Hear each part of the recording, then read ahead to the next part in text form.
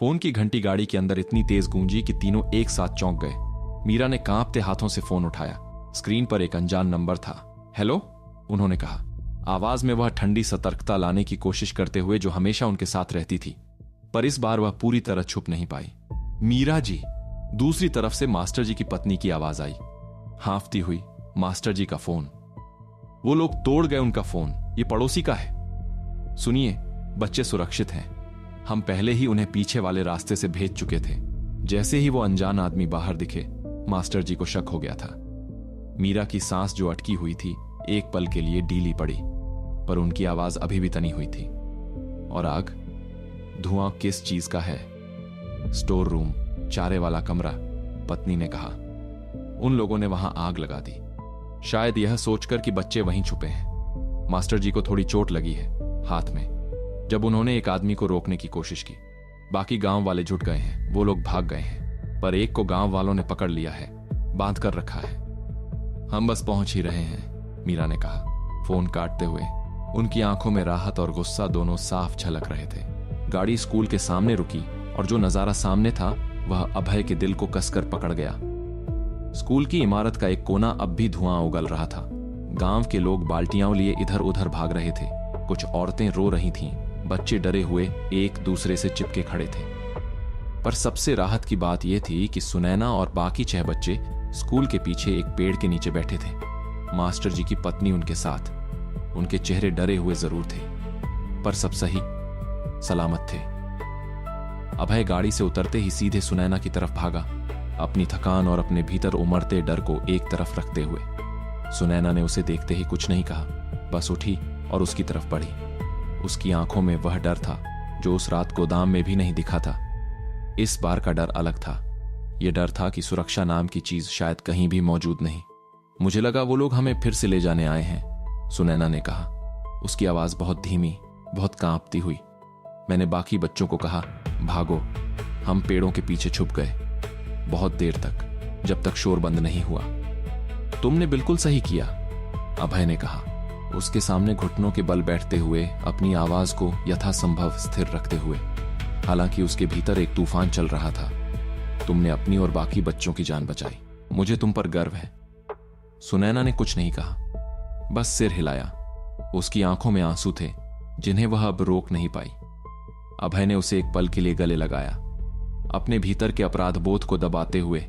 यह वादा जो उसने किया था कि वह उसे सुरक्षित रखेगा, आज बहुत करीब से टूटते टूटते बचा था। मीरा दूसरी तरफ मास्टर जी के पास गई थी, जिनके हाथ पर एक कपड़ा बंधा हुआ था, खून से हल्का सा भीगा। मास्टर जी, माफी चाहती हूं, मीरा ने कहा, आवाज में सच्चा पछतावा था। मुझे पहले ही और सुरक्षा का इंतजाम करना चाहिए था। अरे नहीं मीरा जी, मास्टर जी ने कहा, अपने घायल हाथ को दूसरे हाथ से सहलाते हुए। उनकी आवाज में थकान थी, पर हिम्मत भी। ये कोई नई बात नहीं है हमारे लिए। जो काम हम करते हैं, इसमें ये खतरे आते ही हैं। मैं बस शुक्र मना रहा हूं कि बच्चे सुरक्षित रहे। चोट तो भर जाएगी। तभी गांव के एक कोने से कुछ आदमी घसीटते हुए एक शख्स को ला रहे थे, उसके हाथ पीछे बंधे हुए। उसका चेहरा सूझा हुआ, गांव वालों के गुस्से का शिकार बना हुआ। यही है, एक आदमी ने चिल्लाकर कहा, इसी को पकड़ा है हमने। भागते वक्त गिर गया था नाले में, हमने घेर लिया। अभय उठकर उस तरफ गया। उसकी नजर उस आदमी पर टिकी। मोटा, तगड़ा, उम्र कोई 30 के आसपास, कपड़े फटे हुए। उसकी आंखों में डर और बेबसी दोनों साफ झलक रहे थे। इसे अंदर ले चलो, अभय ने कहा, गांव वालों से दूर, कहीं शांत जगह। गांव वाले उसे स्कूल के एक बचे हुए कमरे में ले गए, एक कुर्सी से बांध दिया। मीरा और अभय अंदर आए। राजू दरवाजे पर खड़ा रहा, बाहर की तरफ नजर रखते हुए, ताकि कोई और अनजान चेहरा नजर आए तो फौरन खबर दे सके। अभय उस आदमी के सामने एक कुर्सी खींचकर बैठा, उसकी नजरें सीधी उसकी आंखों में टिकाते हुए, वह पुरानी पूछताछ वाली तकनीक अपनाते हुए जो उसने बरसों थाने में सीखी थी। पहले चुप्पी, फिर धीमी शुरुआत, धीरे धीरे दबाव बढ़ाना। कुछ पल तक वह बस उस आदमी को घूरता रहा, कोई सवाल नहीं पूछा, जिससे उस आदमी की बेचैनी खुद ब खुद बढ़ने लगी। नाम क्या है तुम्हारा? अभय ने आखिर पूछा, आवाज बिल्कुल सपाट रखते हुए।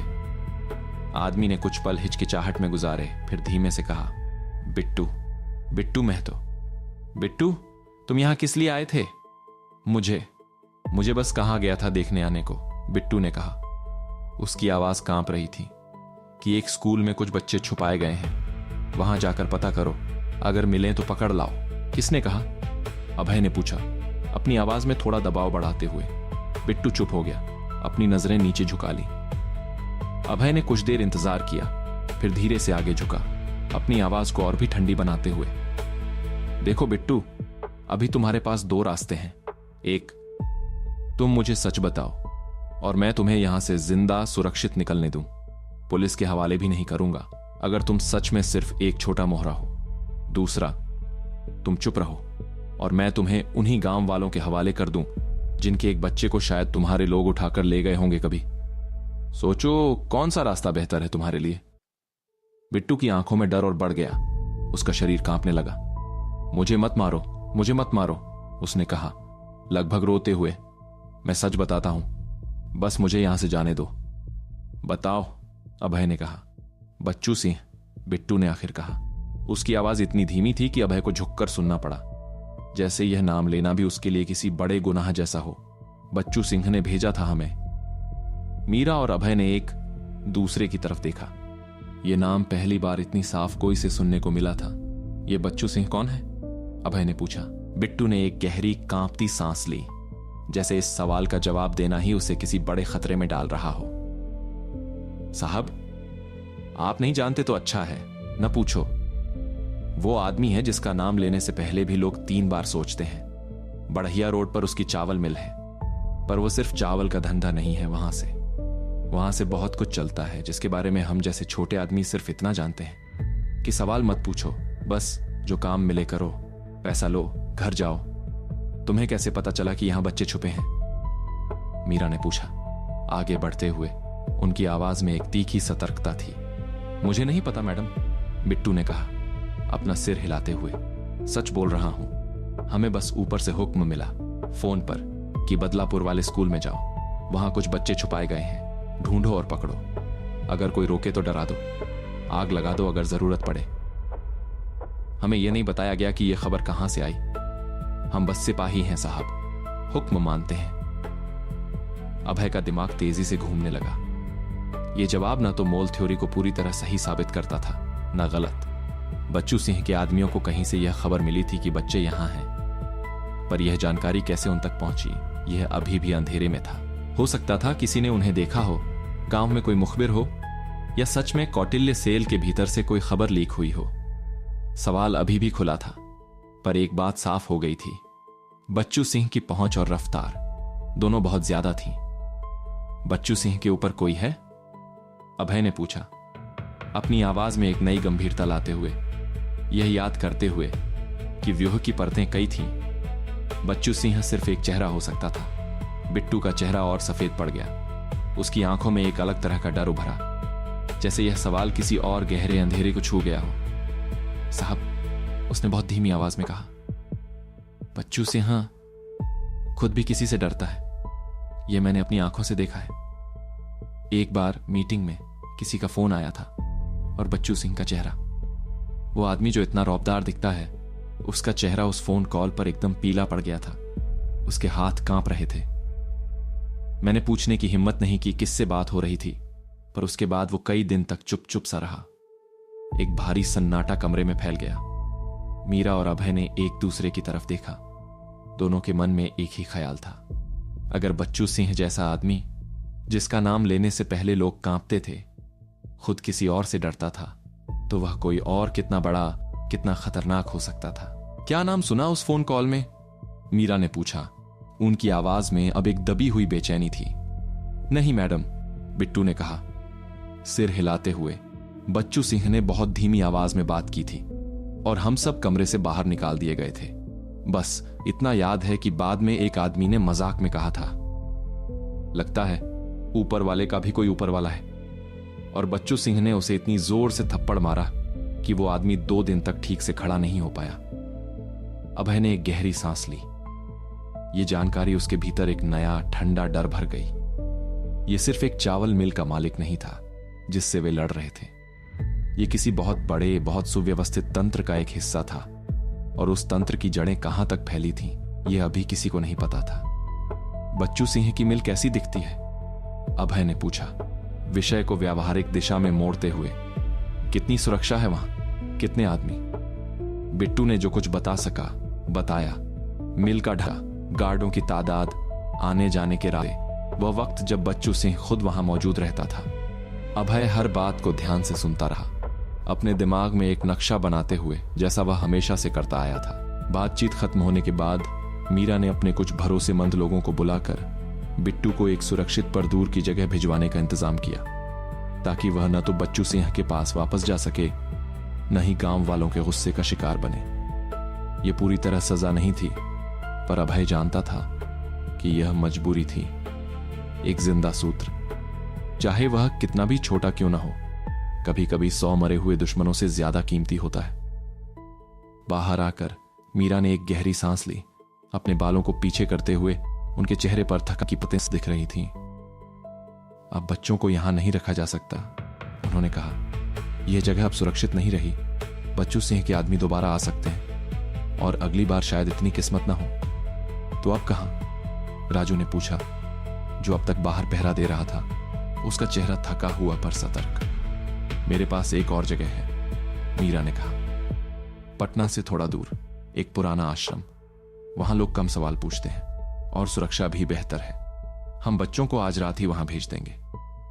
अभय सुनैना के पास वापस गया, जो अब भी उसी पेड़ के नीचे बैठी थी, बाकी बच्चों के साथ। उसकी आंखों में अब भी वह डर था जो शायद इतनी जल्दी नहीं जाने वाला। सुनैना, उसने कहा उसके पास बैठते हुए, तुम्हें एक और जगह जाना होगा, ज्यादा सुरक्षित। मैं वादा करता हूं इस बार हम पूरी सावधानी रखेंगे। सुनैना ने उसकी तरफ देखा। उसकी आंखों में एक सवाल था जो उसने आखिरकार पूछ ही लिया। आपको भी नहीं पता ना, वो लोग हमें कैसे ढूंढ लेते हैं? अभय के पास इस सवाल का कोई आसान जवाब नहीं था। वह कुछ देर चुप रहा, फिर धीरे से कहा, नहीं, अभी नहीं पता, पर मैं पता लगाऊंगा सुनैना। मैं यह भी वादा करता हूं। सुनैना ने धीरे से सिर हिलाया। उसकी आंखों में अब भी शक था, पर एक हल्का सा भरोसा भी, जो उस पहली रात से अब तक धीरे धीरे बना था। रात होते होते बच्चों को सावधानी से अलग अलग गाड़ियों में अलग अलग रास्तों से उस नए आश्रम की तरफ रवाना कर दिया गया। अभय, मीरा और राजू वापस पटना की तरफ लौट रहे थे। गाड़ी में एक भारी खामोशी थी, हर कोई अपने अपने ख्यालों में डूबा हुआ। बच्चू सिंह, अभय ने आखिर कहा, खामोशी तोड़ते हुए, अब हमारे पास एक नाम है, एक चेहरा है। यह पहली बार है जब यह सिर्फ व्यूह या नेटवर्क नहीं रहा। यह एक असली आदमी बन गया है जिसे हम ढूंढ सकते हैं, जिसका सामना कर सकते हैं। और यह भी पहली बार है, मीरा ने कहा, उनकी आवाज में एक नई गंभीरता, जब हमें पता चला कि बच्चू सिंह खुद किसी से डरता है। यह डरावनी बात है अभय जी। हमने अब तक सोचा था कि बच्चू सिंह ही सबसे बड़ा खतरा है इस क्षेत्र में, पर अगर वह खुद किसी के आगे कांपता है तो असली दुश्मन अभी भी परछाइयों में है। अभय ने वाक्य पूरा किया।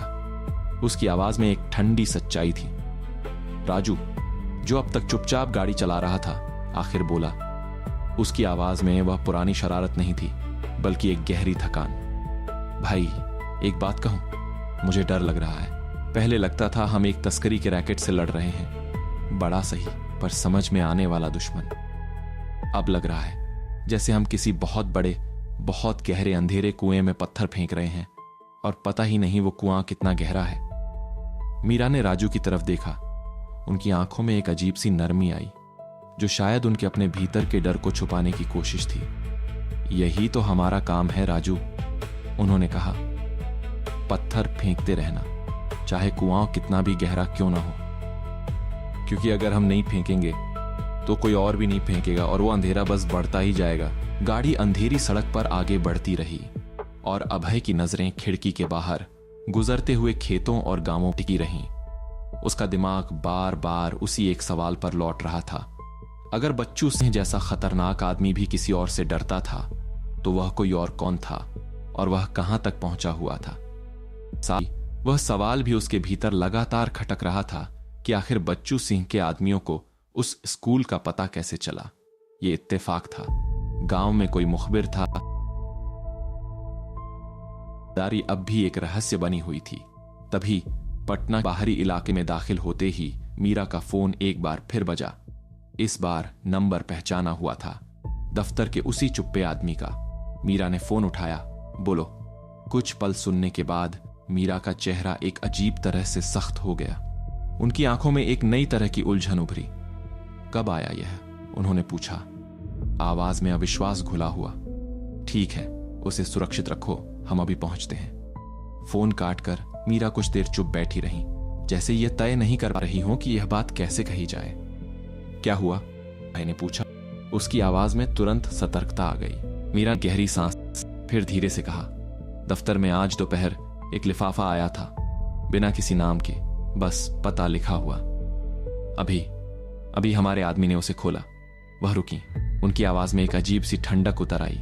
उसमें एक तस्वीर थी। अभय जी, आपकी तस्वीर, बलराम के भेस में, उसी गोदाम के अंदर, उस रात की। और तस्वीर के पीछे सिर्फ एक लाइन लिखी थी। क्या लिखा था? अभय ने पूछा। उसका दिल जोर से धड़कने लगा। मीरा ने अपनी नजरें अभय की तरफ घुमाई। उनकी आंखों में एक ऐसी बात थी जो उन्हें खुद कहने में मुश्किल हो रही थी। लिखा था, हम जानते हैं तुम कौन हो दरोगा साहब, अगली बार गया मत भूल जाना। गाड़ी में एक भारी ठंडा सन्नाटा छा गया।